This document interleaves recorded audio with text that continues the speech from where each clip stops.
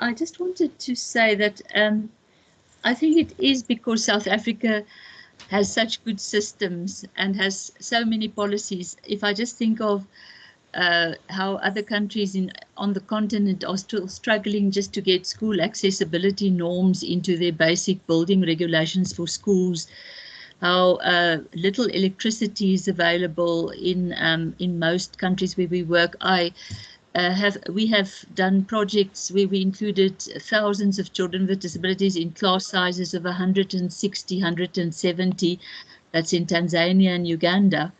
And I think that the fact that we do have special schools make it more difficult for us to move away from a parallel system, because in countries where there are so little provision made, I think it's more logical that children would go to the local neighborhood school, and that the system would start looking at where do we start with, where the focus then is more on a continued professional development. And even there, I think South Africa has a lot in place. If I just wanted to give testimony to the University of Cape Town's program with the development of the MOOCs. We've got hundreds of teachers in Uganda, Tanzania, Kenya that have registered for those courses. And what I think is, I think that there must be government funding on a huge scale. There must be bursary schemes or ring-fenced money, or your professional development points that you can earn for the core inclusion content, as Berenice explained, in the kind of content that they offer. That should be made compulsory for teachers. There should be a rolling action plan. It should become systemic and not just a nice to have. Because there should be, I think, and that's what all these global reports that came out this year actually emphasized, is how do we follow a more of a whole system approach, where all parts of the system, teacher development and curriculum, and everyone collaborate, that it's not only the units for inclusive education. Some people on this call said they are so understaffed in many provinces and have about one district official has to monitor the whole of inclusive. It should become everyone's responsibility. And I think that what the UN and UNESCO through the GEM report and also the CRPD committee is asking is whether there is a political will and whether our legislation has been made CRPD compliant, which I think is perhaps outstanding in the case of South Africa. We don't have enforceable norms and standards except in terms of school accessibility. We have the Schools Act, which has a strong point on the right to access to your local school, but it's not being implemented and enforced. There's no enforceable monitoring and evaluation processes. I know that in many countries, when the school inspectors come, like in Ofsted in the UK and other countries, they do look at how does the school add value. They look at what measures are taken for differentiation and support of learners with disabilities. I don't think that our central monitoring system is looking at how, on a decentralized level, everyone is made responsible for inclusion. And I do think that, just to end off, if you look at this, I want to refer people to the background paper on disability from the GEM report, which has a whole lot of powerful recommendations. And then for the first time, the International Disability Alliance, that means the whole disability world, has come to an agreement that what they want is inclusive education for children with disabilities. There is no more scope for segregation, and they don't say you can segregate, integrate, or all the levels that Professor Diale spoke about, and then call it inclusion. It is simply not inclusion. You can't call special schools inclusive schools because they are segregated schools, and I think that is where we have to take this political decision. And then just one last point on innovations that you want to ask. Where we work more with parents. We work more with children, child-to-child clubs. We create communities of practice on WhatsApp, even in countries where there are little data available. We reprogrammed so that we gave data to teachers in rural areas so that they could catch training on online platforms.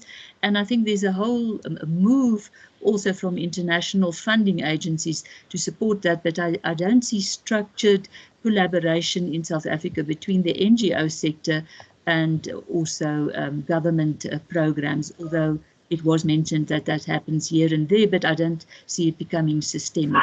So, thank you. I hear you, absolutely. Thank you so much. Thank you, Marie. We have 15 minutes left, just less than, and I have two more very important questions that I want to respond or ask to the panelists.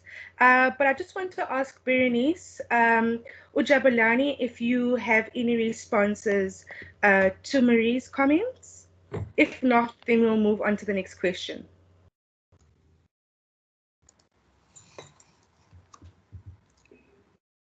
No, I don't have any. I think I've been covered. Thank you, Jabulani. Thandi, perhaps I could just add that as we move into a more inclusive system, we're on this journey, and we're trying to accelerate the pace. What has happened with our special schools is traditionally they only looked after the learners in the school. And more we're saying that there are many learners in ordinary schools who could benefit from the expertise and the experience that is in special schools. So we are on a drive to do this outreach, to take the support to the learner rather than the learner to the support. And about 40% of our special schools already are special school resource centers. And that is really proved to be invaluable in getting the expertise which perhaps teachers missed out in their pre-service training. And we hope to expand these transversal teams, the outreach from the schools. And at first special schools were a bit hesitant, and I don't think they really realize the extent of the need out there. But as they've gone into our ordinary schools and been welcomed, it has been a very rewarding experience. And as a result of that, many parents are saying, please take my child's name off that, off that list for getting into a special school. They are being supported in an ordinary school. So I think that that is certainly in our case proved to be very valuable. Thank you. Thank you. Thank you so much, Berenice. Thank you. I'm going to move on to the next question, and this question is posed to all the panelists. But we've noted that teaching and learning will never be the same after COVID, with many schools implementing digital and online modalities. Yet, this has brought up the inequalities in our South African schooling system more starkly than ever before, especially when it comes to our most vulnerable children. Recent research undertaken by the Human Rights Commission show that 72% of learners with disabilities were not in schools.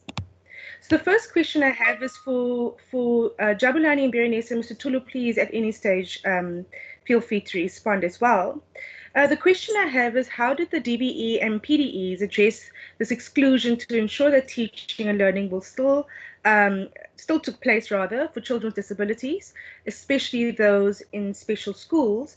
And then while you're thinking of that response to Marie and Hannelie, how did you as representatives from the NGO sector continue with teacher training in this space? And what statistics do you have to show the continued engagement of teachers and other attendees in these courses? And I think also just to add that we're looking at the challenges as well in your responses that parents experience in getting their children with disabilities supported in ordinary schools, and partnerships between government and civil societies, and the need for that to be strengthened. So Jabulani and Berenice, I'm not sure if we can, if whoever would like to respond first, feel free to, but just to respond to the first question that was posed. Yes, maybe let me respond first. I think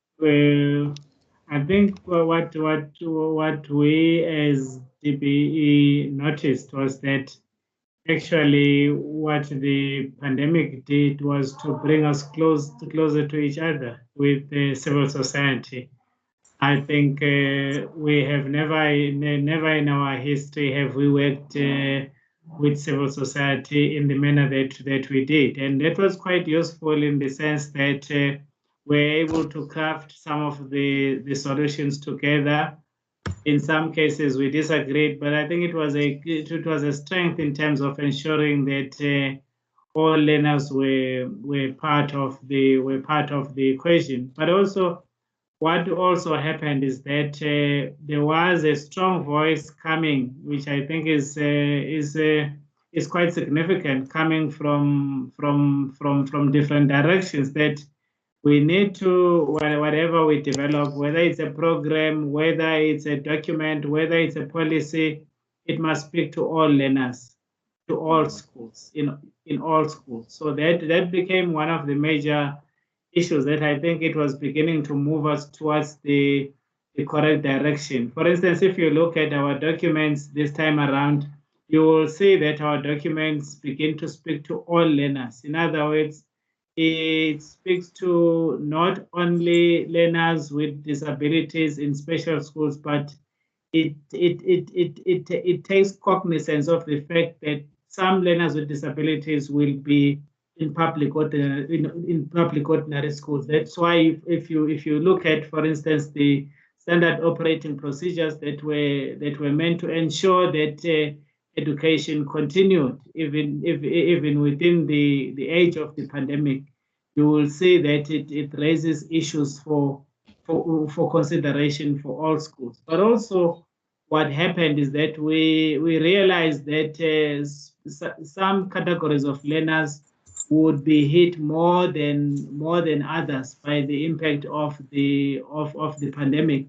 So in that regard, then we developed additional guidelines to ensure that provinces were guided. But it was quite interesting to see that provinces contextualized those more to their context. And also, if you look at what the minimum that has to be provided, that was also stipulated in the Gazette to say this is what might happen. Some of the learners might not be able to go back to school, and these are the things that should happen, and these are the teaching and learning materials, that support materials that should be provided to them, including assistive devices. So in terms of the guidance to ensure that no learner was left behind, that was in place. So I'm thinking that maybe Berenice would then add in terms of the contextualization of those and how those were actually felt at provincial, maybe at school level. Thank you. Thank you so much. Thank you so much, Jabulani. Berenice, very quickly, if you could just respond or add your comments. Yes, thank you, Tandi. So those guidelines were very useful at the provincial level. We pushed that they be inclusive guidelines and not be too specific. So just to reinforce the idea that it's about making access available to all learners. But I just want to say that there's been a leapfrogging in our province, I want to say, in terms of the use of online platforms and all other forms of social media. So WhatsApp videos that have gone out to parents. One of the advantages of that is that family members have got involved, for example, in therapy of learners, so there's been a lot of benefits. We have created online resources which are all available on our WCD e-portal. We have MS Teams and Zoom conversations with teachers, with parents. There's been an explosion of activities, and it's resulted in more access to those who previously we didn't reach that well in deep rural areas, for example. So although the COVID is a dangerous virus that we shouldn't underestimate, and we must take the necessary precautions, it has caused us to rethink, reset, and to say, how do we accelerate the provision of quality education to all our learners, including those with disabilities. I just also want to comment on what Jabulani has said about increased interaction with other stakeholders. Even internally, we've had so much collaboration amongst the different units, inclusive education with curriculum and assessment, and that has really been wonderful. And maybe we provide a more united approach to our schools. Thank you. Thank you. Thank you so much, Berenice. And there's a comment saying that it's innovation in times of crisis. And I think that's exactly what you were speaking about. And it's absolutely brilliant. Mr. Tulo, I see your hand. I'm going to ask you just to keep your comment for 1 minute. I'm going to ask you to share your comment just before I ask you to close with the final feedback on a question that I have for you. Hanneli, if you can very quickly, we have a few minutes left, just in a 1 minute, give your feedback. Same with you, Marie, and then we'll move over to Mr. Tulu, who have the closing comment on this question and answer one final question I have for him. Thank you, Annelie. Thank you. Yes, from the Down Syndrome Association side in Pretoria, they had WhatsApp groups, they had Zoom sessions. The school to work program was still cooking and doing their stuff from school to work program. So it was, and what was very interesting for me, in some schools, teachers who refused to use data to send a photo of homework, for instance, now started getting this wonderful idea, and now they actually realize the benefits of technology, and by sending voice messages to parents, a photo, a demonstration on how to do a mathematic problem, and so yes, COVID was good for us as well, but yes, the sadness of it was also there. Yes, thank you. Absolutely. Hanley, thank you so much. Thank you. Marie, any last closing comments on this point? Yes, I think I don't want to expand on what we did. We did surveys, telephone surveys, to find out what people really experienced at home, and reached hundreds of households in that way, which we could feed back to the governments in the countries where we work. But what I'd like to say, I think our next challenge is the building back better. And I think that everyone should take note of all the guidance being given internationally on how the system can make sure that when we return, people don't find all kinds of excuses to say children with disabilities should return later, or that it's not safe for them to be included, go back to school and so on. I think there should be absolute super vigilance about that, and measures given through to schools on how to support the children to catch up, not by segregating them again into special classes or catch-up classes, but equipping teachers with knowledge on how to differentiate more effectively. Thanks. Oh, thank you very much. Thank you, Beth Marie. Mr. Tulu, while you are responding, if I could ask the closing question to you, and after your response and your comment you want to make, is just also to very briefly speak on the role that SACE plays in ensuring that teachers receive the support they require to ensure that children with disabilities are included across the system and obtain recognition for the work that they do. So over to you, Mr. Tulu. Thank you very much, Tandy. The comment I wanted to make earlier in terms of the response to COVID, yes, we acknowledge the usage of technology. But in my digging, I found something very interesting, and I would like to share with colleagues, and they can inform if that is known within the system. There's something called island syndrome. Island syndrome affects how children respond to light. It affects their brain. It affects anything to deal with the numbers. Now we are pushing all of them to go into technology and use these things. How many of them are suffering from this syndrome? Because at the end, we have these children being labeled that they are not able to do math, they are not able to do accounting, etc., etc. But for me, there's little that is known about the island syndrome. Maybe colleagues can assist those who have worked in that area, because I spoke to a couple of psychologists and therapists, and some of them were amazed to say, where do you get this thing? What is it? How does it manifest?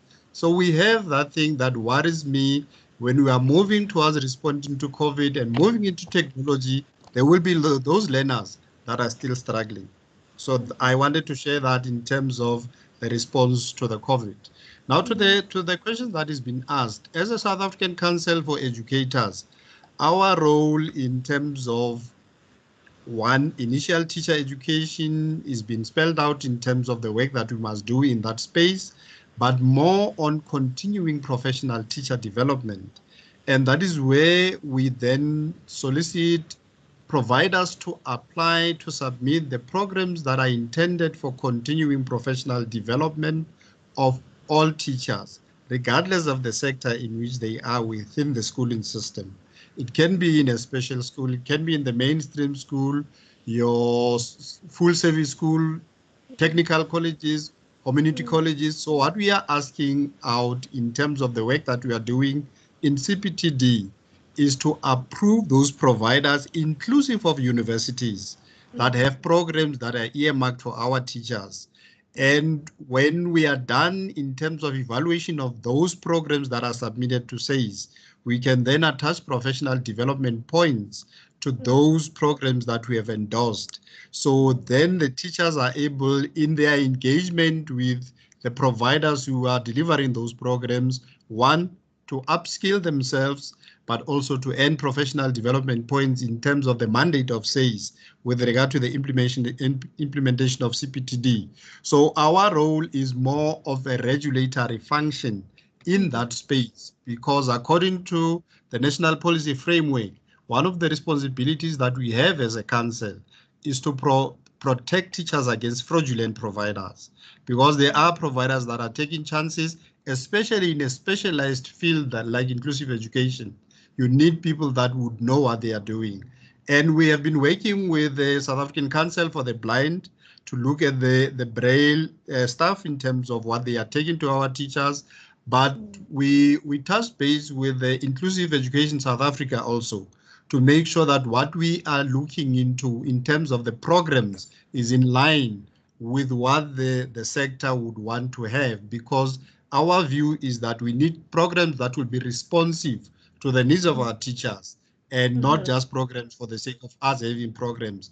And I want to indicate that Western Cape has been moving very nicely in terms of continuing professional development programs.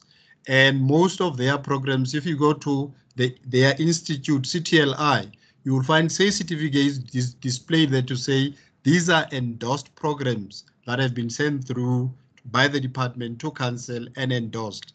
And that basically becomes our role. But more in terms of concluding that, we are embarking on teacher professionalization. And council has adopted the 10 professional teaching standards. That one will inform the qualifications that have been delivered in the universities in terms of whether they are giving SAIS, the type of teachers that SAIS can register. So in that scope of teacher professionalization, council has adopted the professional growth path that seeks to address that area, especially looking at teacher education. Thanks, Thandi. Thank you so much, Mr. Tulu. Thank you very much for that valuable information.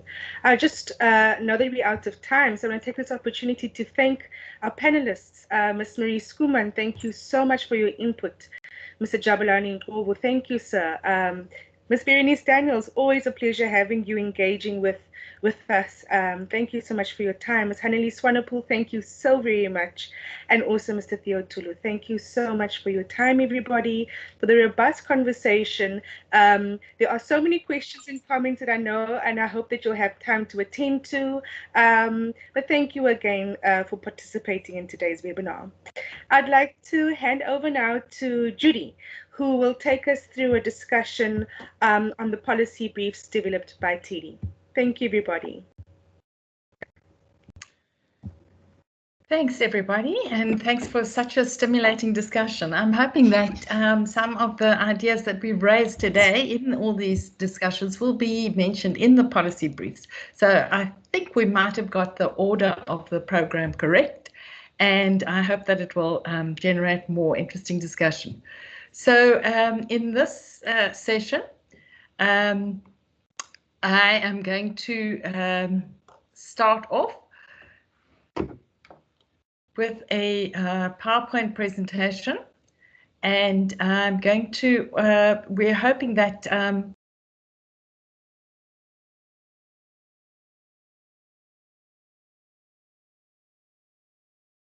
Judith, you've been muted. You are muted. After a whole day in a meeting, I can still be muted. Thank you, Belinda. Sorry about that, everybody. Okay, so what I was just saying is that we are a little bit behind in time. We're going to take a little bit of time from our breakaway. So we'll run this section from until 1:20 and then go into the breakout rooms then. So I'll start off with, in this session, I'm going to start off with a short presentation on the policy briefs and then move on to responses around those policy briefs from Dr. Brian Watermeyer and Ms. Amanda Sindwana. So here we have the briefs. I just need to look at my own screen now. So I will give a brief overview of these policy briefs that we have drafted as TEDI and which we would like to share with you. And these, you could go to the next slide, please. And so by engaging with teachers and other stakeholders over the past 3 years, and by rigorously evaluating all of our work in the Teacher Empowerment for Disability Inclusion program, we built an evidence base for making policy recommendations, and we also have developed some experience in advising parents and families. We're presenting these policy briefs here as dynamic documents, which you can access on our website as indicated on the slide. And there are 3 policy briefs and 1 fact sheet, which is designed to support family professional partnerships. We're not going to talk about that today. We're going to focus on the policy briefs, which address the policy levels at the DHET, the practice at TVETs and HEIs, and also continuing professional teacher development. Next slide, please. So when we look at the issue that we're facing in terms of looking at teacher education, we know that reports on the South African government's 20-year progress in implementing Education White Paper 6 indicates that there are many problems inhibiting the realization of the policy's goals. South Africa has ratified the UN CRPD, but there's evidence that these requirements are not being adhered to. And we know that it's over 500,000 children with disabilities are still not in school. Furthermore, those children who are in school do not enjoy quality learning opportunities and are not gaining the skills needed to live independent and fulfilling adult lives. I think it's one of the most interesting statistics for me in this regard is if you look at the 2018 matric results report that the DBE puts out. In the National Senior Certificate, it was less than 1% of students writing matric were students who were classified as learners with special educational needs. That means that they're not getting the access and to the levels that they should be getting to. And there is a lack of skilled teachers in the South African education system to meet the needs of learners with specific sensory or intellectual impairments and developmental disabilities, and very few formal specialist teacher training opportunities and programs preparing teachers to teach such learners. In our work in TEDI, we also encountered expressed requests of teachers within the system for such expertise. Next slide, please. So the policies that are behind this is Education White Paper 6, and Maria's mentioned this already, and we found that this is an issue. The 3 different levels of support that are indicated in the policy have become more or less tied to particular placements. And in fact, as far as I know, the white paper does actually make this connection between low support and in ordinary schools, moderate support in full service schools, and high support in special schools. But this is not intended to be a direct placement, but wasn't meant to imply that children with disabilities all have high support needs. And placement should be done according to policy and the South African Schools Act. However, this is still a bit of an issue, and there tends to be a conflation of high support needs and disability. So what I want to say about this is that teachers in all schools need to be able to adapt teaching and learning methods to meet the needs of learners with impairments. And we need to be careful that when we're training teachers, if training is happening for teachers in regular schools, this doesn't mean that they don't need the disability input. They need that, and I think we've come to that conclusion today. We've managed to get there. So specialized training is needed on how to differentiate the school curriculum for specific needs and assessment and teaching education and the use of suitable assistive devices. Next slide, please. The other policy that's very important for us when we're looking at how we go from here is Mr. Tech, which is the minimum requirements for teacher education qualifications, which I'm referring to the revised version in 2015, but Michelle can maybe indicate for us at some stage where the latest revision is, because we are expecting another revision. And within Mr. Tech, there's the acknowledgement that inclusive education is an important aspect of teachers' specialized knowledge. And all BEd and PGCE graduates, which are the two formal initial teacher education pathways, should include learning outcomes so that students are knowledgeable about inclusive education and skilled in identifying and addressing barriers to learning, as well as curriculum differentiation to address the needs of individual learners within the grade. However, with the exception of the Centres of Excellence set up at the universities of Wits, Joburg and Pretoria that we've heard about earlier, there are very few formal qualifications for teachers in impairment-specific specializations. And in our research, we found that while 70% of higher education institutions facilitating teacher education include inclusive education or impairment-specific components in their offerings, 91% of these lie within the continuing professional academic development of the HEIs. So what this means is that the majority of pre-service teachers completing a formal ITE qualification will not be properly equipped with the skills to teach learners with disabilities.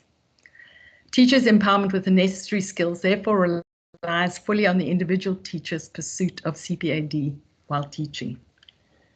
Next slide, please.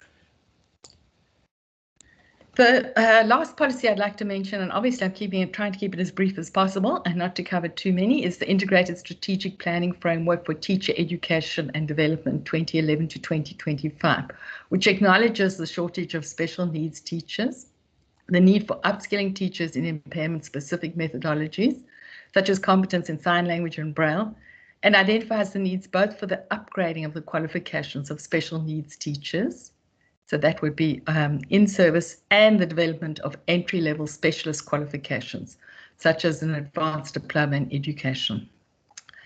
Based on this document, the South African Council of Educators Professional Standards confirms teachers that they are promoters of social justice and social inclusion, which means that teachers should be equipped to offer specialized education that realizes the right to education of learners with disabilities. Next slide, please. So I've presented just very briefly some of what seem to be what are the most important policies to look at when we're looking at the implementation and the practice of teacher education. And now I'm just going to look at each of these three policy briefs very briefly as to what they have to say. The first one focuses on, next slide. It focuses on, sorry.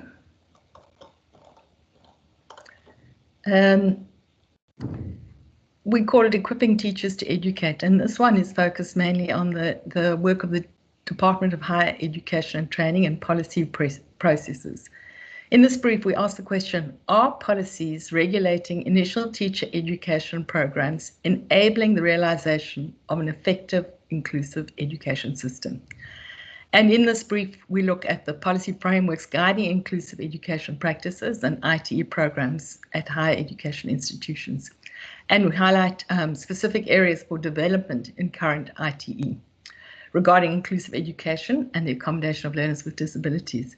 And we make recommendations on possible policy responses to best contribute to the realization of a functioning inclusive education system.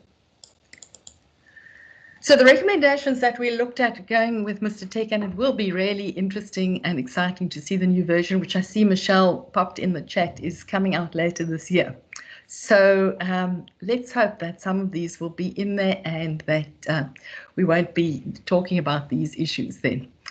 So the first point is to really to revise Mr. Tech to make provision for and encourage the design of impairment-specific. We're using the term impairment-specific. What might be used in our colleague from the USA, she used the term special education. We are very wary of the term special education. So we've used the term impairment-specific in our work in TEDI, but it's a work in progress, and I'm not sure that that's the best term. So there needs to be development of teachers in impairment-specific teaching and learning methodologies, and enabling all students to screen, identify, assess, and support learners who experience barriers to learning. What we felt is very important to include in the Mr. Tech as a requirement of HEIs to actually implement inclusive education is the implementation of universal design for learning and reasonable accommodation.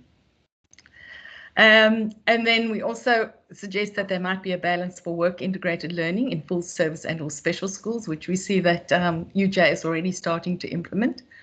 And then another point that Claudine has mentioned is setting minimum qualification requirements in impairment-specific learner needs for teachers entering special schools. To us, it doesn't seem acceptable that teachers can go into special schools with absolutely no inkling of what the work is that they will be doing, especially seeing that the raison d'etre of special schools is to provide specialist teaching. And then to include professional teaching standards for inclusive education specialists in ITE programs. And this is an issue that really needs to come up at some time with in policy development, is the creation of a formal accredited qualification for teachers of learners with severe to profound intellectual disability. We have really no expertise in that area, and those learners are really badly done by the system at this stage. And then to integrate instruction on how to use assistive devices to overcome specific learning barriers in ICT integration. There is a section on integrating ICT into learning programs, but we would like to see that include assistive devices, which are so central to children with disabilities. And then also the question is, where we have these courses developing, are there funding incentives and promotion possibilities for teachers who actually make the sacrifice and do these courses? So the second policy brief is mainly addressed at to HEIs and TVETs and how they might go about building disability inclusion in education. And in this one, we look at what does the inclusive education framework require of HEIs to deliver formal ITE programs that equip students with the knowledge and skills to work with specific impairments, and make recommendations on how to optimize their curricula and identify specific content topics. These are all covered in this policy brief, and we can go to the next slide. Just here, I think it's useful for universities to be aware of the Article 24 of the UN Convention, and to look at it really as a dual approach, I think, which is becoming more and more clear, something that we need to have a look at. So the teacher education must address a basic understanding of human diversity, growth and development, a human rights model of disability, and inclusive pedagogy, including how to identify students' functional abilities. So there's a kind of general inclusive education teaching for all children that needs to be included in teacher education. But at the same time, there are specific skills that need to be teachers need to have access to, which would include learning about the use of appropriate augmentative and alternative modes, means and formats of communication, such as Braille, large print, accessible multimedia, easy read, plain language, and so on. So these are very specific skills that need to be in the system. Now, whether we have traditionally located these in special schools, but we don't have to locate those special skills in special schools, and the Western Cape is looking at itinerant teams as one way of working with locating those skills in the system. So what would for HEIs, the recommendations would be to review their curricula for B.Ed and PGCE across all phases for the scope, content, and efficacy of inclusive education modules. What is there and what do they need to do? Once again, to look at the work integrated learning and the full service and special schools, and then to evaluate the practical expertise and experience of facilitators of inclusive education modules. I noted a comment in the chat earlier saying lecturers also need to be capacitated, and I think that's true. We need to ensure that we have the right teachers of teachers. And to design and offer more impairment-specific accredited teacher education qualifications, including ITE and shorter courses, such as the ACE.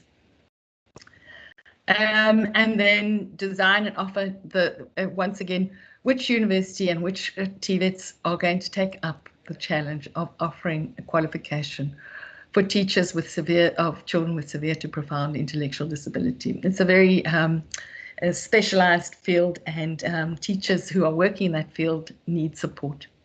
And then once again, funding issues come up. So we can move to the next slide. And just these are some of the topic areas that I think one needs to think about. And I think that our first input from Dr. Cowley is useful, and we could use that as a resource. I think that those resources have been put in the chat of the different universities that she's referring to. These are some of the areas that we found in our research which fit with what she mentioned as well. So it's understanding disability as a social justice issue, screening SIAS, and with learners who experience barriers to learning, causes and effects of specific barriers to learning, resulting from hearing, visual, physical, intellectual, and other impairments. Differentiating the curriculum, and very importantly, working within the framework of universal design for learning. Also importantly is the need to work with assistive devices. So critical, these assistive devices, and both the low-tech and the high-tech versions. And then who is going to offer and how are we going to integrate these qualifications in South African Sign Language, Braille, alternative and augmentative communication? How will these be integrated with teacher education? They seem to be quite separate at this stage. And then the last policy brief that is really supporting teachers, and this one is directed mainly at provincial education departments and district officials. And it deals with the ongoing continued professional teacher development. Sorry, can you move on the slides? I think it's slide 16 now, Belinda. If you can move to that one. I haven't been saying change the slide, so my apologies. Please let me know in the chat if that's sorted out now. So this one is supporting teachers in differentiated instruction, looking at the needs for districts and provinces. And this would be building on ITE in both formal, initial teacher education in both formal and informal ways. So provincial and district level teams are often tasked with this development, and they may bring in service providers to support them. And the question is, are these service providers equipping teachers with the skills required to teach learners with disabilities effectively? I won't go into what's covered in that policy brief because of time and because we have talked about it already. It follows a similar pattern to the other policy briefs. But what I will just do briefly is look at the next slide, please. It's slide 17, please, Belinda. The top there's a distinction to be made between what all teachers need to know and what specialist teachers need to know. And I think this is a ongoing discussion, because I think we are agreed from our discussion today that all teachers need to be able to work with children with disabilities within an inclusive education environment. I don't think that's, I think we've agreed there, but we also, I think, need to agree that there are specialists that need to support those teachers in those contexts. So we look at what all teachers might need to do is they might need to be able to differentiate the mainstream curriculum for impairment-specific needs, adapt existing assessment strategies, and potentially use more suitable strategies. Okay, so we need to be on 17, slide 17. I don't know. I'm not looking at that screen, so I actually can't see for now.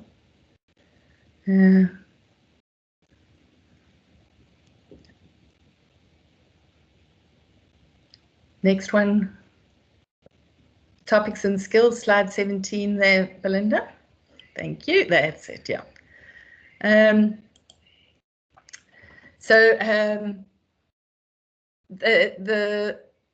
All teachers need to be able to adapt existing learning and teaching support materials and design or create new resources using specialized and suitable assistive devices appropriate for specific impairments. So to have a braille machine in your classroom should not be something that is very strange or difficult to deal with. And once again, they should be able to implement universal design for learning. Next slide, please. And then what would specialist teachers need to be focusing on? They would need to be looking at understanding the social and emotional impact of disability on the child and the family, the nature of the impairment, specifically as it relates to the learning and social environment, and be able to teach learners in the acquisition of sign language, braille, and AAC as needed, and be familiar with the associated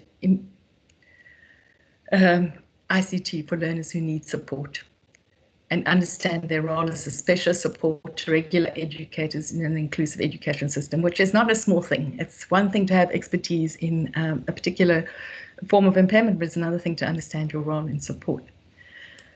So those are the recommendations that we came up with in our policy briefs, and we can close that slide now.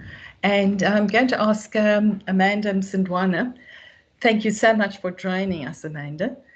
She was the former Director of Inclusive Education in the Eastern Cape Department of Education, and she's a speech language therapist and audiologist, and she's going to respond and add to these policy briefs. So I'm going to hand over to her now, and let's go ahead. Thank you. Amanda. Good afternoon. Good afternoon, Prof. Thank you. Thank you so much for inviting me to participate today, and I will get on with responding to this session.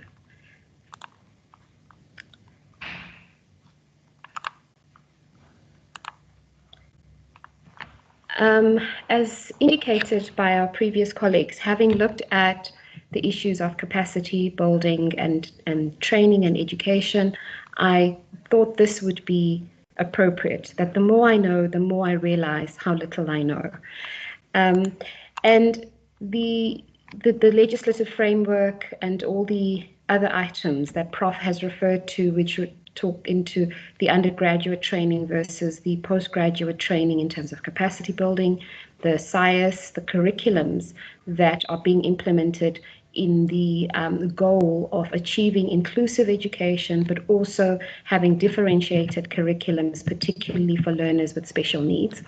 And then to look at around the South African Sign Language, what the language in education policy in the country actually, that it supports SASL as a home language education, and the issue of visually impaired and communication, particularly looking at augmentative and alternative communication, and the issues of accommodations and concessions and scribes and readers and teacher assistants and remedial educators as support to education towards inclusivity, and the issue of assistive devices.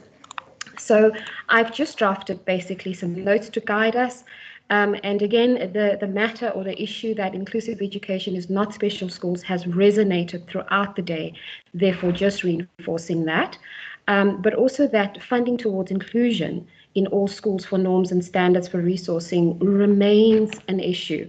And truly, this is where we need the aggressive stance to ensure that schools in the public domain that are not public special schools are provided with additional funding norms to support learners with barriers to learning within the public ordinary schools.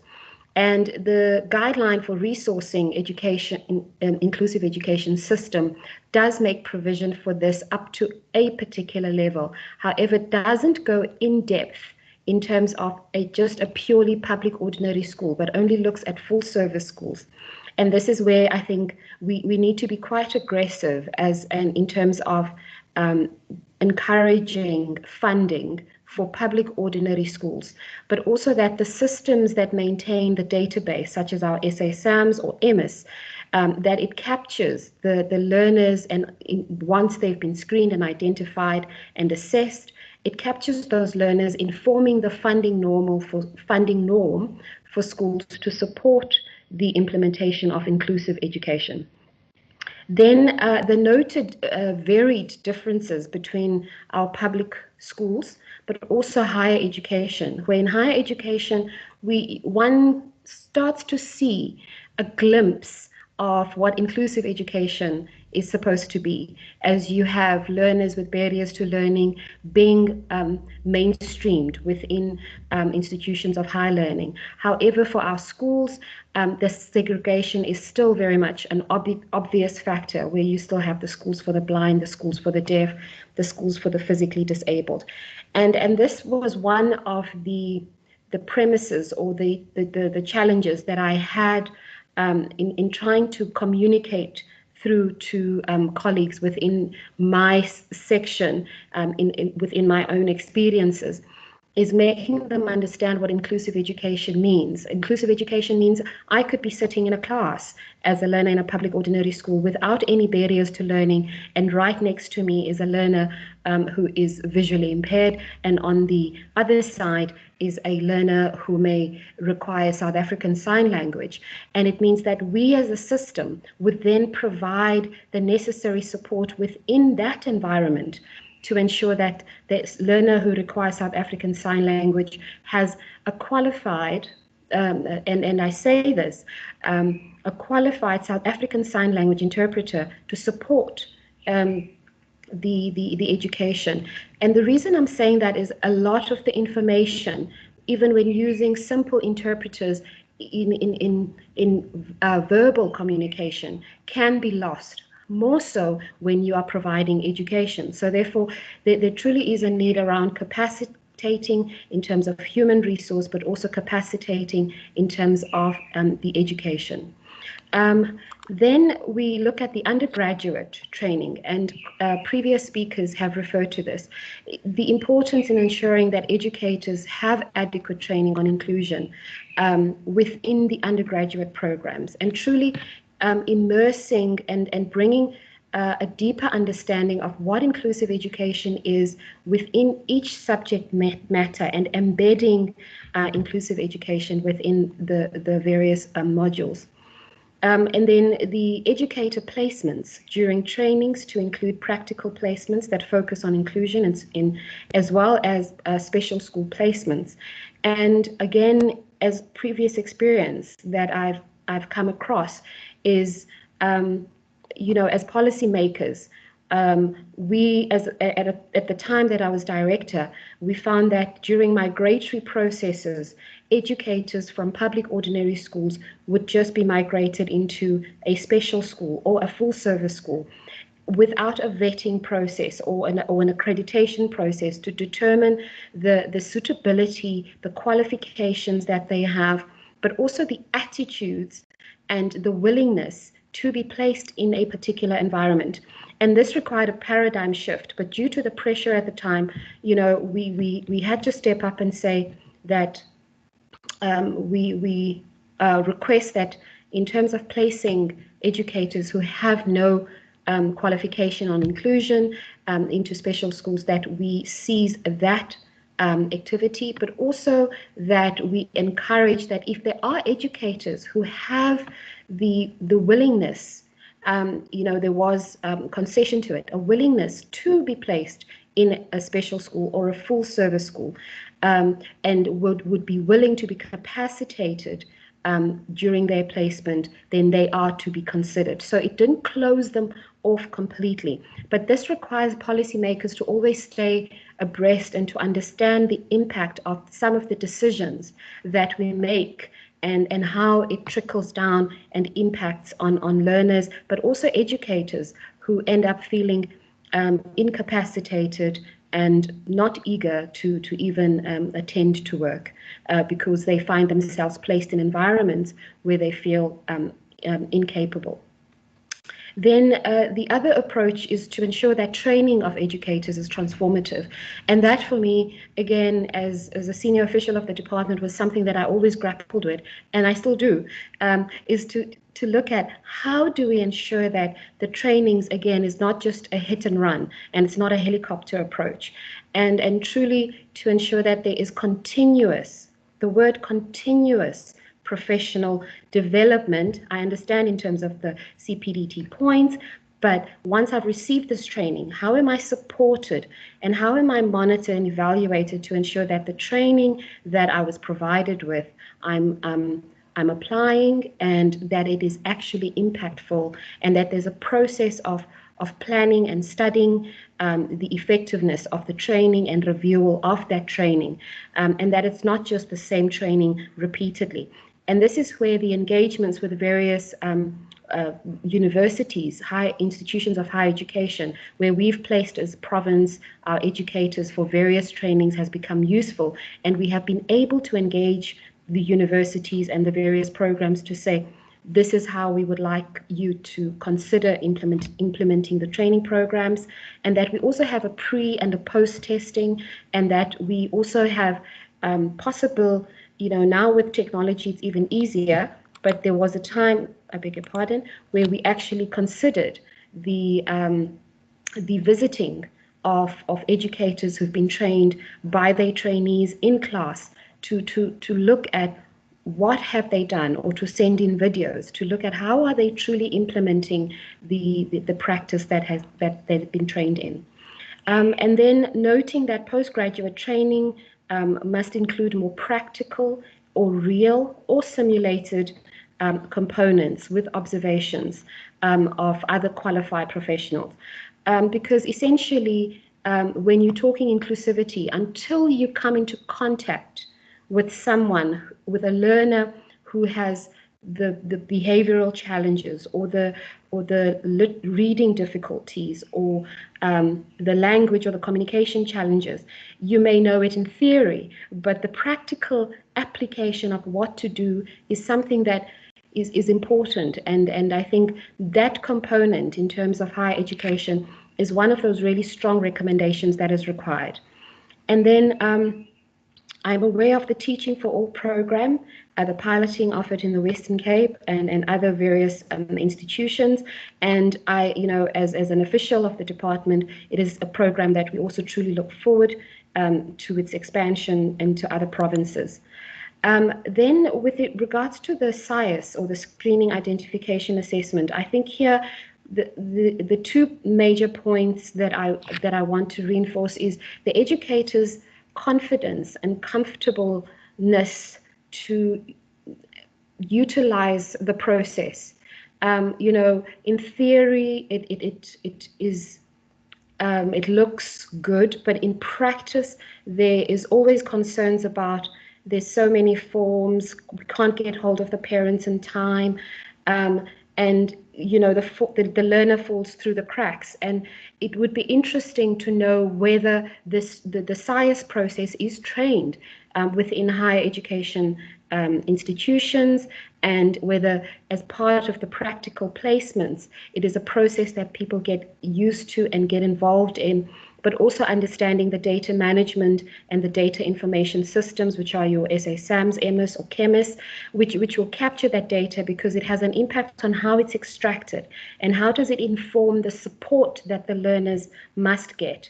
So we must ensure that the capacity building of our educators isn't fragmented and they can see the whole picture of how they're utilizing SciAS or implementing SciAS through the system has an impact on the learner. And once they see that, they would be more motivated. This is my personal belief, not studied, that they would be more encouraged to make use of the process of SciAS. And then there was obviously a finding that we found that there was always a breakdown between the SIA part or the SIA part and the S. So the screening, the identification and the assessment will always be done. But when you look for the support, and that is where we tend to drop the ball. And I think essentially it is really important because the whole purpose of SciAS is to truly provide the support that is required. And therefore, that always came up to the question of the how. How, now we've screened, now we've identified, we know what the challenge is, but how do I support this learner? And this is truly where the strengthening of our capacity for our educators on the how do I manage the challenges that each learner brings into the classroom. Then being aware of the various curriculums that are supposed to encourage inclusivity, but also provide a differentiation or universal a design for learning. We have the curriculum differentiation. We have the learners with severe to profound intellectual disability, and we know that the TEDI or idea has been in the forefront of the development of that program, and we've engaged with caregivers. And I want to link the LSPID, as we call it, with ECD migration, because there's two elements there. Because where you have LSPID, or the learners with severe to profound intellectual disability, you're talking about a different cadre of educators. It's difficult for me to even call them educators because they're practitioners or caregivers or lay persons from communities who are invested in the development of learners, either because they have special needs or because they are still developing. And there seems to be a huge gap around ECD and the understanding of inclusive education around that space. And with the migration of ECD to education, I think this is where we truly, as departments of higher education and Department of Education, we need to strengthen our resolve as to how do we capacitate those practitioners. And I know that's been ongoing work, but not just on the basics of ECD, but on inclusive education, on SciAS, because a child is not just doesn't just necessarily, not always, acquire a barrier to learning, but generally most of the time it is from either, as Prof. Storbeck said, from the cradle to birth. So we need to be sure that we catch our learners at that cradle stage. And this is where it's important that these two elements, with the LSPID and the ECD, there's focus on the capacity. Then the touch on the 3-stream curriculum, which talks about the academic stream, the technical stream, technical occupational, and the technical vocational, and the technical occupational, focusing on addressing some of the issues that I've seen in the chat, which is the not in education, not in employment and training, these learners that we have, and the professionalization of educators around technical skills capacity, but also coming in with the element of inclusive education, because we still have educators who are in the technical occupational stream supporting learners who've been identified with barriers to learning, but have not been capacitated around how to support those learners with intellectual challenges or with developmental issues that have resulted in them opting for this alternative curriculum.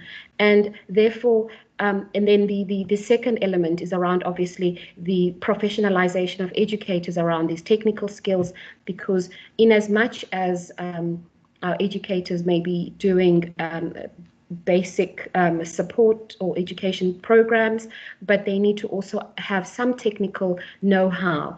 And this is where our higher educations in terms of qualifications and accreditation for their technical skills would be helpful.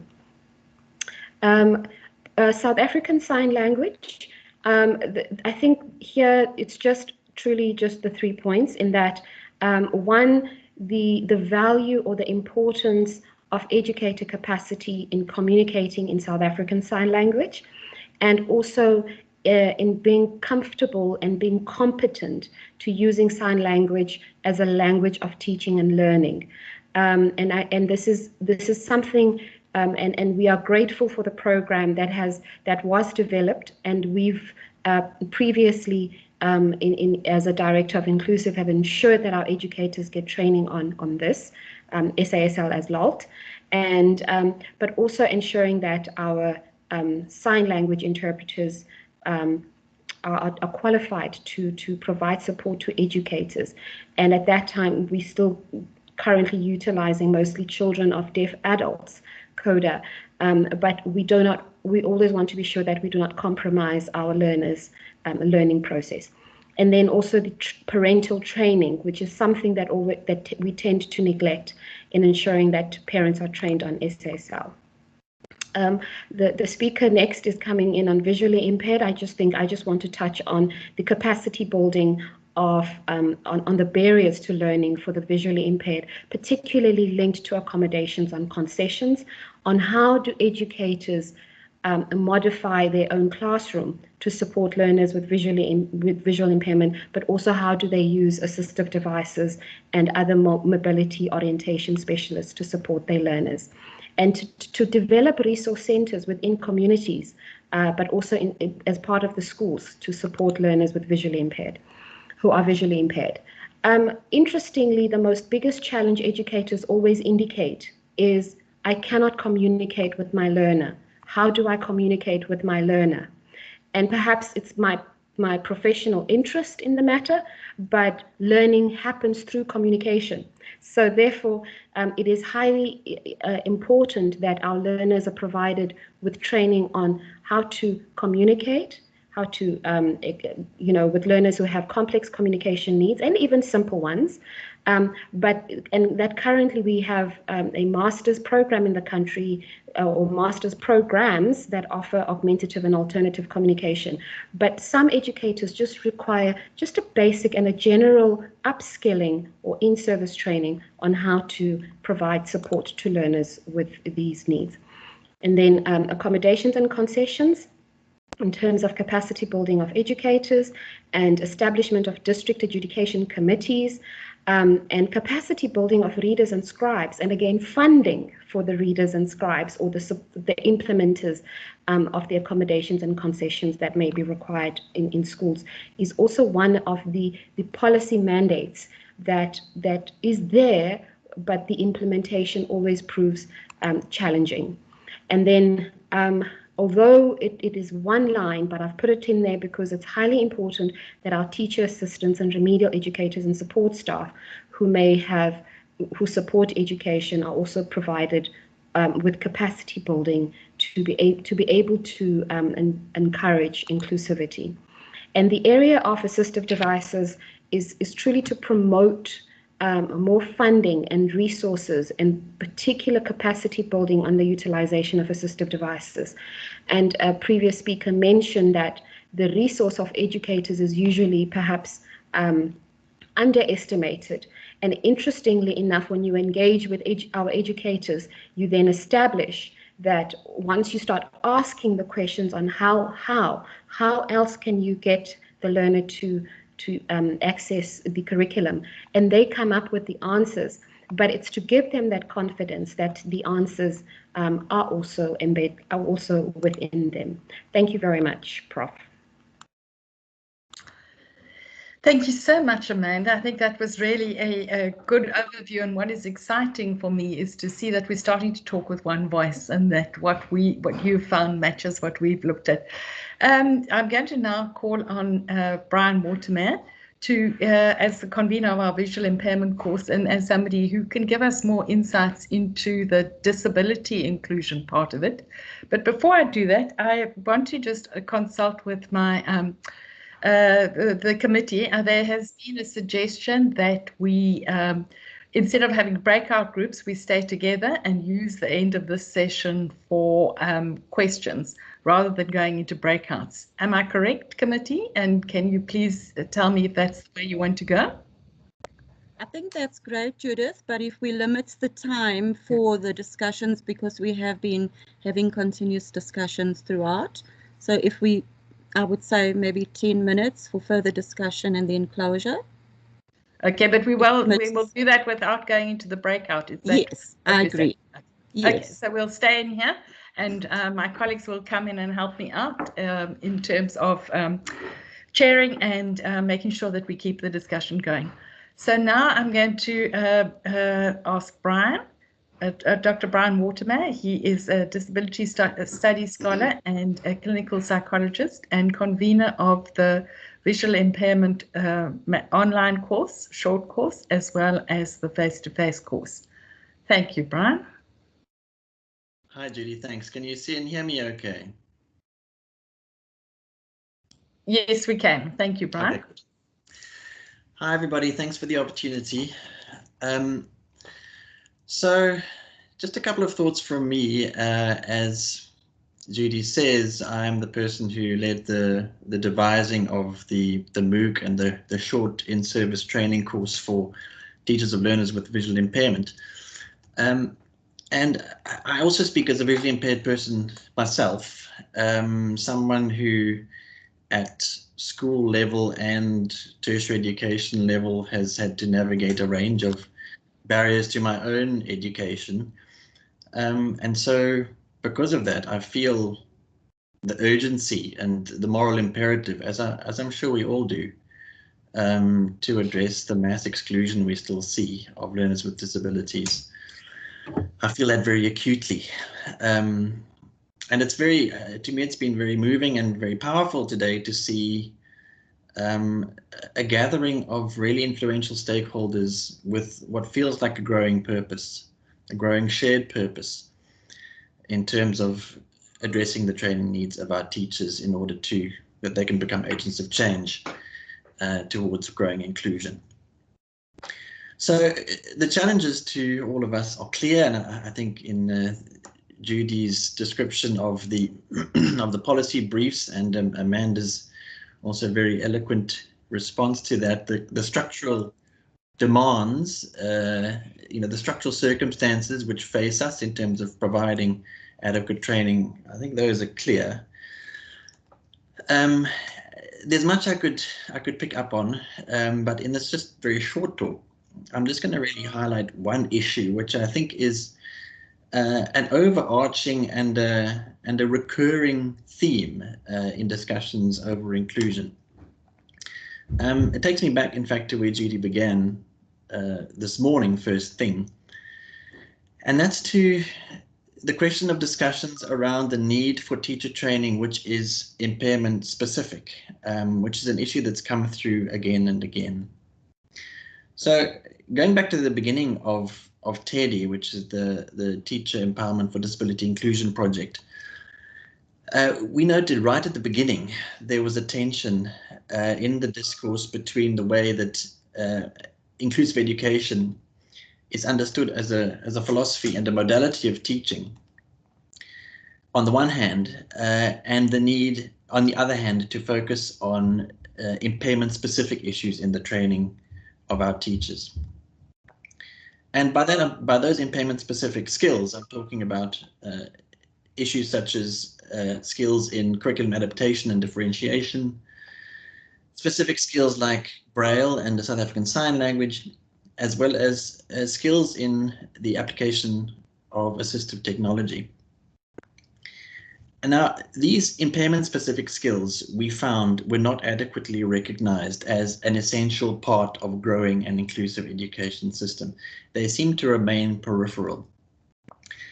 And this confusion or this misunderstanding, if you like, I think is related to the fact that we still have contradictions in our implementation of inclusive education involving, for example, as Marie spoke about, the continued building of special schools. So growing out of that confusion, as TEDI, we focused very strongly on developing short courses and MOOCs for teachers, which were all about, well, not all about, but certainly emphasized impairment-specific skills in the pedagogy of children with particular disabilities.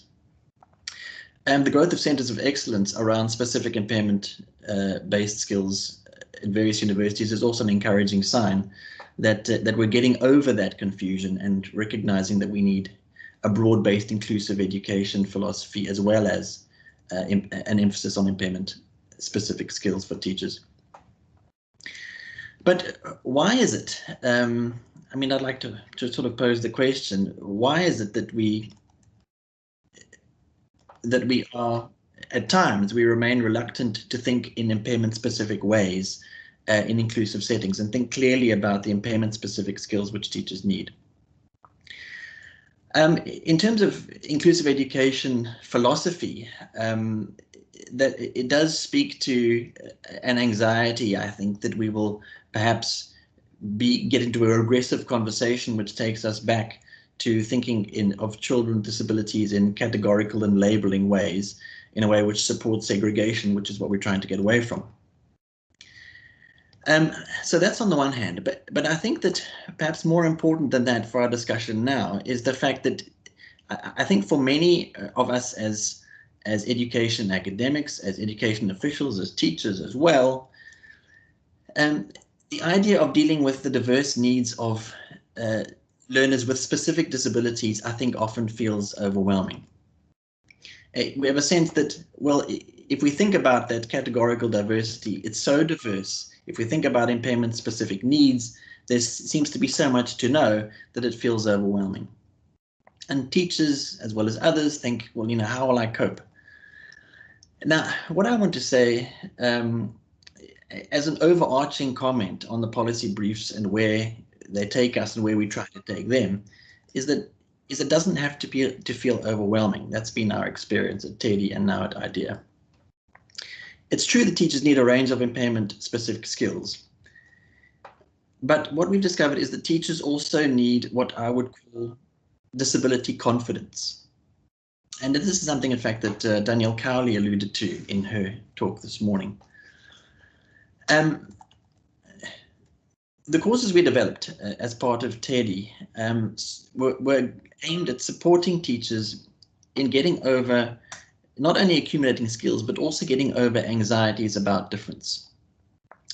For the teacher who has learners with disabilities in her or his class, this often represents, I think, a new and sort of unknown challenge, which can be very anxiety-provoking. And what we sought to do as a specific aim of our courses, and I think this is something we need to think about in terms of teacher training, broadly for inclusion, is that we need to build disability confidence in our teachers in a way which releases their own sense of creativity and agency in creating solutions to the dilemmas of access. An important way in which we did this was that we made disabled people themselves a central part of training. And this is really a point that I want to emphasize as well, is that we need to include disabled role models, adults who've been successful at all levels of education, in our training programs in a way which can give experiences to teachers who are training of people who confound stereotypes about disability, and stereotypes which are still very, very much alive. In our society, stereotypes which can assume limitations on the potential of people with visual impairment, with people who are deaf or hard of hearing, and people who have a range of other forms of impairment. This getting to a point of disability confidence and unlocking creativity in teachers was in fact the empowerment part of teacher empowerment for disability inclusion, where we sought not just to equip teachers with skills, but also to unlock the creativity and skills that they have. And again, that's something which I've heard commented on by several speakers today, is the potential that teachers have, which needs to be released. We found, as Ronelle Ferreira described in her talk this morning, we found an enormous appetite in the teachers that we train for really working to grow inclusion. When teachers got over a level of anxiety and sort of got beyond hanging around the fringes of the idea of inclusion, actually stepped in to their own agency and creativity. In fact, we found that teachers expressed a great sense of relief at finding that when equipped with a few skills and the capacity to think about inclusion in creative ways, that they themselves became able to think through dilemmas of access and find solutions.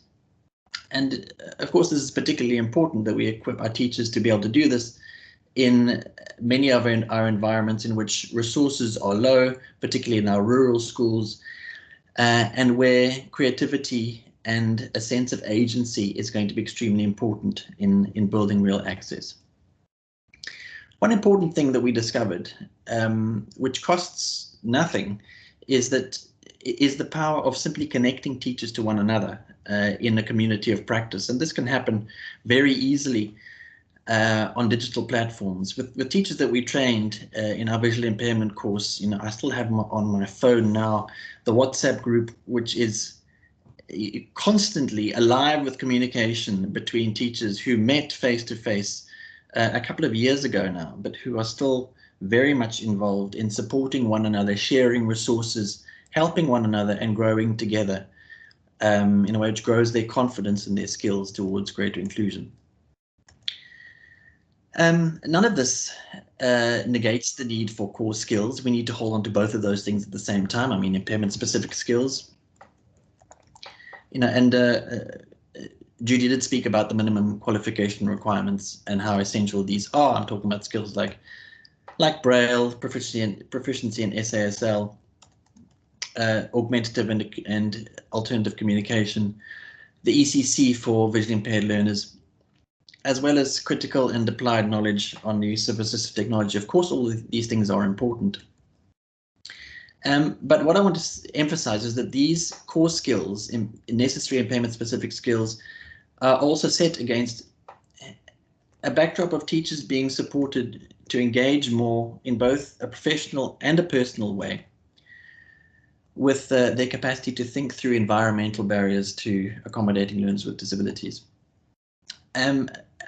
If I can sort of end, as we draw today to a close, on an encouraging and a positive note, our experience was very strongly that teachers have this potential. And with the right kind of support, that potential, enormous potential for inclusion can be unlocked. It's a question of moving teachers from a situation of grappling with the question of shall we include to a collaborative sense of how are we going to do it? How are we going to think about and include learners with a range of particular needs?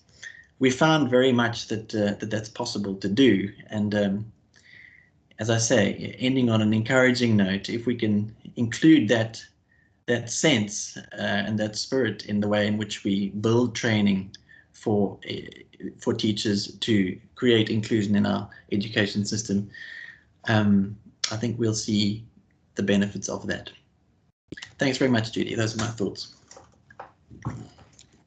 Thank you very much, Brian. Thank you for bringing it down to the reality and the people that we're actually talking about, which is the teachers and also the children with disabilities and what their needs are. So I think that really, we end off in a very grounded kind of way and a positive note. So thank you for that. I think there is much that is positive that we have experienced.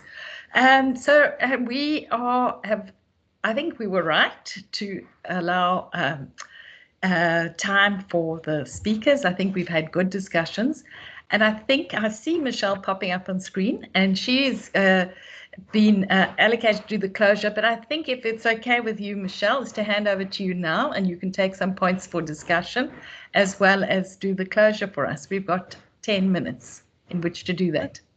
Okay, thank you so much, Judith. So my closure will be about 3 minutes, and I hope that you stay for a word of encouragement and appreciation. But for the other 7 minutes, I'm going to challenge our delegates in the webinar to move away from just talking, but to actually walk the talk. And I know that you're all very committed about inclusive and disability education. And we've heard so many fantastic things happening, and we've heard some of the challenges as well. But what do you think, as a body of people who is committed to changing what it is our children are experiencing in schools in terms of inclusion and disability, what should we take forward from this webinar? You can raise your hands. I think it's going to be recorded, but for us going forward, it's very simple comments. What would you like us to take forward and try to action? I'm going to look at the hands that go up, so you could just indicate.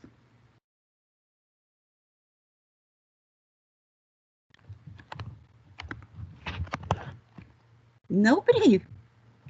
Judith? Why is nobody recommending what we should do? They'll come, I'm sure. Nkosinati, I know you've said a whole lot, Nkosinati. I'm waiting for your comment. Marie?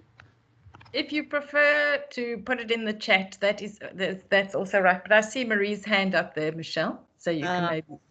Thank you, Marie, but we want to be inclusive during the seminar, so I'm hoping we'll get more hands. Thank you, Marie. If you could make your comment and guidance.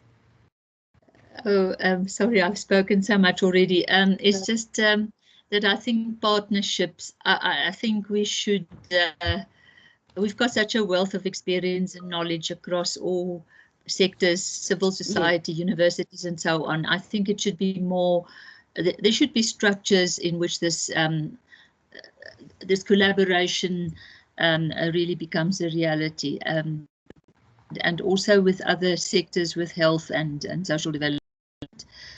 I think we don't do enough in terms of real expanding and building on partnerships. Thanks. Yes. Thank you so much, Marie, for that comment. I see Lauren has posted in the chat room that we need to continue to collaborate and make sure that we have these shared spaces regularly. I think that also resonates with what you said, Marie. We should not be working in our silos. We should be working together, because united we are a stronger force. I see Professor Diali's hand up, Judith's hand, and Professor Nzanga, and then Berenice Daniels. You can take it in that order. Thank you, Michelle. And Vanencia, sorry, Prof, and Vanencia Chulawani at the end. Sorry, Prof, you may go ahead. Thank you, Vanencia. Oh, I'm saying Vanencia. Thank you, Michelle. Yes. Thank you, Michelle. I think, as my colleagues have said, in terms of collaboration, but one of the practical things I'm thinking about, which has to break silos. I know institutions are running like business and we are competing for numbers and for students and for all that. But I think it is time we get to a point where, let us take, for instance, the 4 universities that are running this program.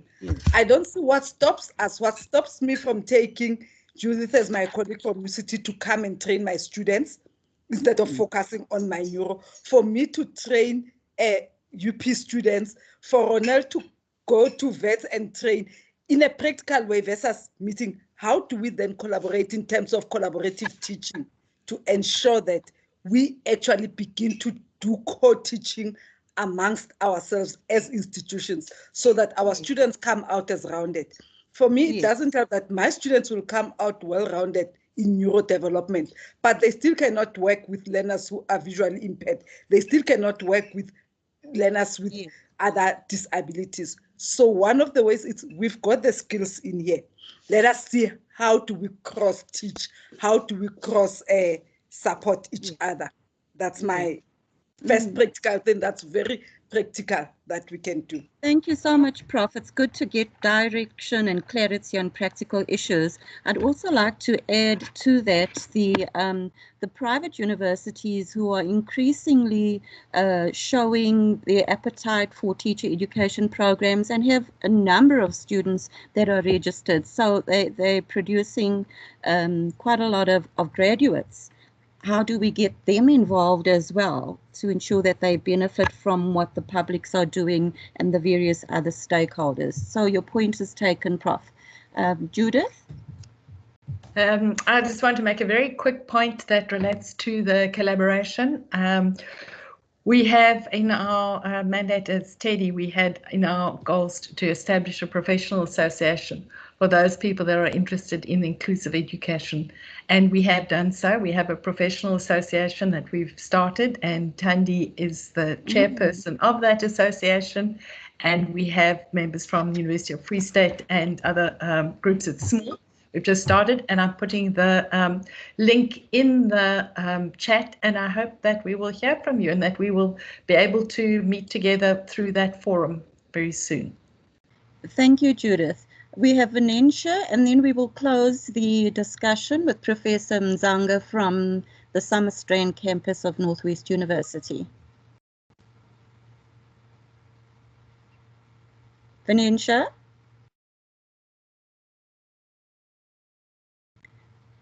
Okay, Venetia, we probably are not hearing you. Prof, if you could just share your comment with us and your guidance with us. Thank you, Michelle. Michelle, don't throw us at Northwest. It's Nelson Mandela University. You know, I've got webinar overload. It's been very long. Thank you for that correction. I appreciate it, and I'm quite red with embarrassment now. Okay. Thank you so much. I really appreciate that I managed to come to this webinar.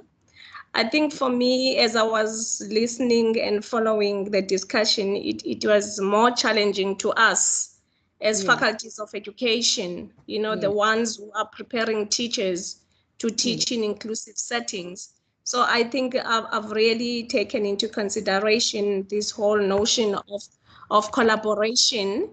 And on a practical level, to me, Professor Diale knows that we are due for a Zoom meeting because we have already initiated, you know, this collaboration. And I think for me, it will be more important if it speaks to, you know, to teacher training and teacher preparation. Yes.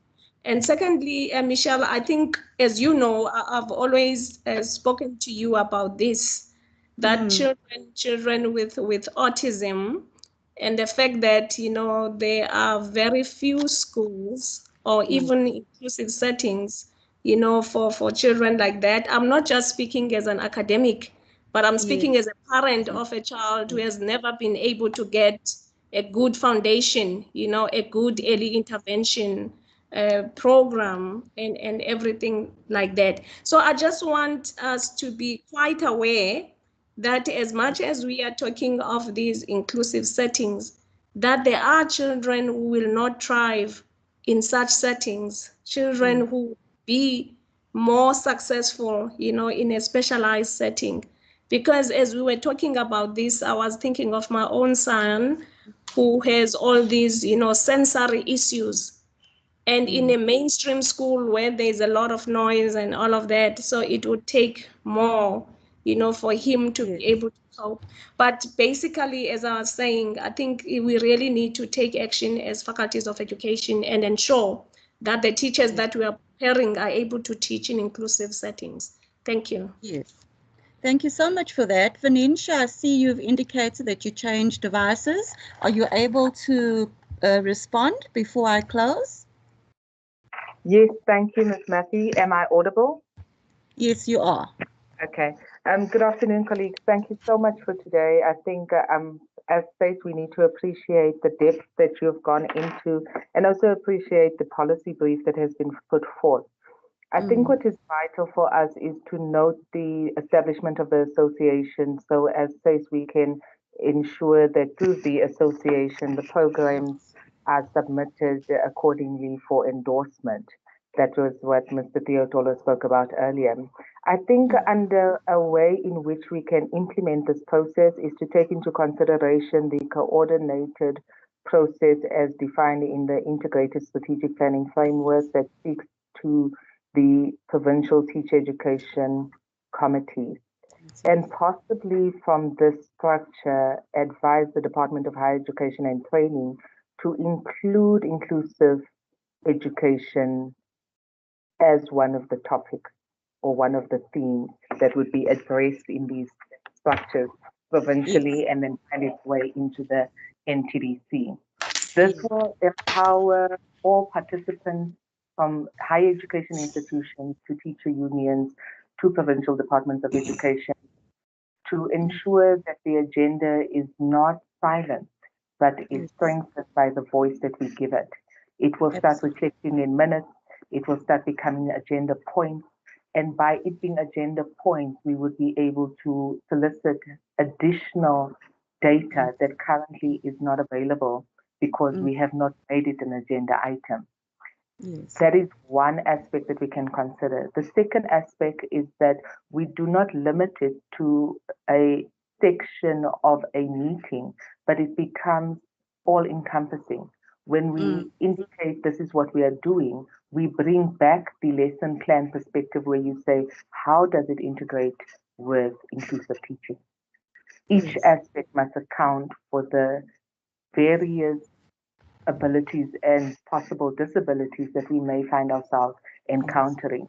And Mr. Teotolo earlier spoke about a fatigue syndrome, and I'm using the word fatigue because we have all been inundated with an overflow of information, and many of us have not been trained for virtual information, and it is creating a sense of anxiety.